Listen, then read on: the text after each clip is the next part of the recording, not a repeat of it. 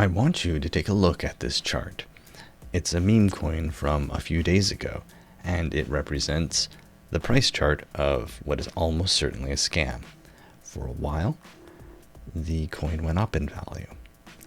Then it trended down, and then it made its way back up, and it appears, although I don't know this for certain, that the original team dumped all of their coins. Likely, most traders lost 80% or more of their funds right at that point. And the difficulty with an 80% or greater loss is that you're going to need a 5x return just to come back from even. So, in this video, I'm going to show you how to avoid the biggest immediate threat to your trading portfolio if you decide to trade meme coins. Hey everyone, I'm Dr. Sebastian Purcell.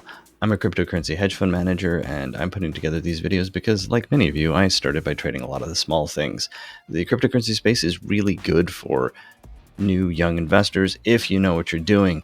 Now, what we're talking about today, meme coins, is a little bit more like settling up at a table in Las Vegas and playing blackjack. It's possible to learn the rules, it's possible to count cards, and I'm doing the job of teaching you the techniques about card counting, but you should really think of this more like gambling and a whole lot less like investing, okay? So if you're trading meme coins, you're gambling, that's what this is like, and I'm being your gambling teacher. Do not take this as investment advice. If you want good investment advice, go look at our other stuff that tells you principles for investing. This is about trading meme coins. Okay, people? All right. So with that out of the way, let's talk about some of the ways that people get scammed, because one of the simplest ways to avoid losing lots of money on meme coins is to know what the scams are and just have nothing to do with those coins. In the introduction, I showed you one version of this first kind of scam, the token dump. There are actually two versions of the token dump here. Version one, what the founders do is they hold back a large amount for themselves and then dump the coins on active traders after they feel like the coin has gone up enough. So in that example, which you see happen is that the coin went up to, about 180K, dipped back down, rose back up to 140K, and then they just decided to dump all their coins on all of the existing traders. If you're an existing trader, there's nothing you can do. The second version of it is that the founders will allow the coins to be mintable after launch. They then mint, say, 50% more coins than existed out there, and they dump those on the traders. So those are two different things you need to look for, and I'll show you how to look for both of those in a second. The second way that they'll try to scam you is through a high tax rate.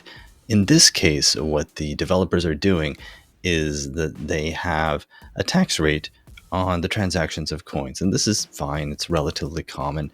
They'll program in a 5 or 10% tax. That way, every time the coins are traded, they get a 5 or 10% cut. And that's how they make money in addition to the liquidity pool, providing that they do at the beginning. Sometimes, though, they'll also leave that tax rate variable. And you won't know this unless you actually search the smart contract for it. So featured there is an example of what that looks like. It's a red flag warning. And in that case, what you get is a coin that could have the higher tax rate adjusted, and the developers will just knock it up to like 99%, and then all of the trade money is going straight into their wallet and they're just running off with it. So that's what this looks like, and I'll show you how to search for that smart contract and to validate that it's not going to be able to do that in a little bit. The third sort of scam that we're looking for is the liquidity rug. Again, there are a few versions of it, but the one that we're going to talk about here is the result of the fact that the coin founders or launchers have to supply liquidity on a decentralized exchange like Radium for people to trade the coins. They'll put like their meme coin and Solana, and then their idea is to take a cut of all of the trades. Now, when they do that, they can lock up liquidity in a smart contract. That way, other buyers know that they're safe and they won't be rugged. But in some cases, there is no smart contract lock. On Deck Screener, it'll show you that because in that top red box there's a little lock icon, and it doesn't have a green circle around it, meaning they can just remove the liquidity they supply at any time, which is actually what happened there. They removed all the liquidity and nobody else could trade. So that's the liquidity rug that we're talking about. Always make sure that you see the little green circle around the lock to avoid it on Deck Screener. for the other stuff that you'll need to worry about, we got to go on chain and we got to do a few different things. So let's get to that. Okay, so let's look at the primary way to do most of this stuff. I've got Deck Screener up here, and I've tuned my things to, within under 24 hours, these are the new coins. I've got the most recent at the top. I'm all in Solana. NVIDIA is having a big day today in the stock world. This one, let's see about it. This one might do pretty well. All right, I'll change this to market cap like always. There we go. Obviously, they just took all of their... This is flagrant, violation of all kinds of stuff. And they linked to NVIDIA, so they're trying to pretend they're a NVIDIA coin. Clearly, it's an imposter, that sort of stuff. But, maybe it'll be okay. At least they have locked liquidity. That's good. They have 11K liquidity, which is fine. We shot off to 100K and bounced back down. All of this is pretty good. There's a couple of places you can check for things, and I'm going to show you why Token Sniffer doesn't do a great job on stuff. I like Token Sniffer, but it doesn't do a great job on most of these. Same with Poo Coin, is they just don't, it's no results found. Right?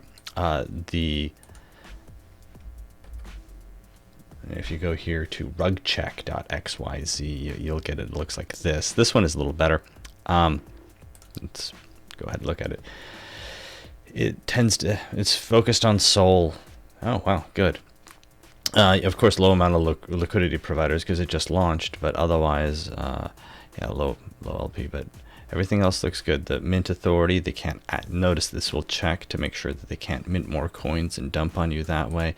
It is locked. The supply is already out there. We know who the creator is and the minter is. All of that stuff makes a lot of sense. So, hey, that one is okay.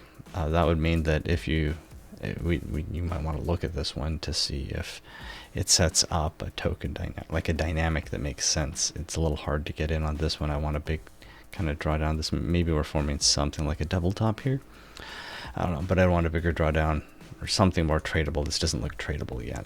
I have to look at the 1 second chart. Now you've got me looking at the darn chart to see whether or not this is worth it. That's actually not so bad when you go to the 1 second. That's not a bad pull down. Obviously, I wasn't prepared to buy in at that point, so I'm not going to buy in here and just chase it. But okay. Anyway, so that's that one. The Daffy Duck coin, if we go ahead and we do that one, it has very low liquidity. Let's just go ahead and check that one out.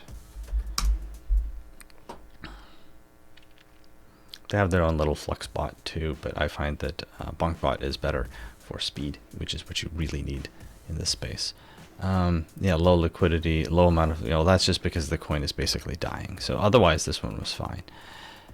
And that's that one. Let's see here. This one should tell us something about Bork. Let's see if it can tell us what happened. Specifically, I think they just held back a lot of the initial coins and then dumped them on people.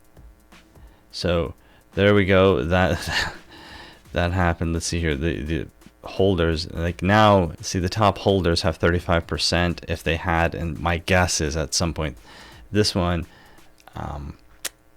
they probably had like 90% plus and then just decided to dump it. Okay, so this is okay. The supply was capped, market cap is there, they had no additional minting authority, but if they held too much concentration, that's how you get this thing, right? So if we look at NVIDIA, they don't have that either, so they're pretty okay.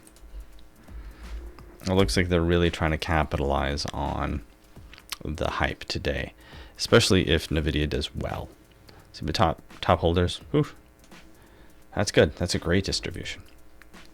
So that's how you avoid most of those things. So just kind of to recap here, you would go through, check the website, check the Twitter, make sure it makes sense, that they're like legit. If you can't check them here, remember you can always copy and paste the address into Bird Eye and go look through that, right?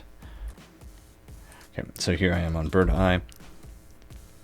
I type in NVIDIA, and you'll notice that over here in the description they didn't put anything except their their Telegram, their Twitter, and their website. That's what gives it basic legitimacy. So that's all good, right? By the way, you do want to click on all that stuff. Let's see if they did this right. They actually are just okay. So they link to their Twitter rather than the NVIDIA Twitter. It's a little bit more legit, right? The fact that they link to the actual NVIDIA website, that makes me think it's less legit. Yeah, I can't find a good entry point. I might have thrown in a small amount on this one. It's not ideal. I doubt they're going to be able to get 3 waves out of this because they didn't even go through the hassle of putting together their own website. So this is clearly just a play the NVIDIA narrative coin. That's what they did here. But if I had to bet, I'd say this'll die in the normal route. Right. So check the websites. Check this thing. Rug check. Pretty good. Here you can look at Token Sniffer or PooCoin, but Rug check tends to be a little better for this. And if it passes those things, then you're probably all right. Remember, you never want to have all of your money in these things anyway, but this should set you up so that you can avoid most of the scams. Yeah, there we go. That might be a nice little pull down point. One of the things I would worry about here is if we got this, you can almost see it happening. Come down here, and then you could get a third little bump here. That'd be Head and Shoulders, and that would be the end of it. I don't know. This is some pretty strong volume that's coming back here, so it's very tempting to trade. All right. I'm not going to.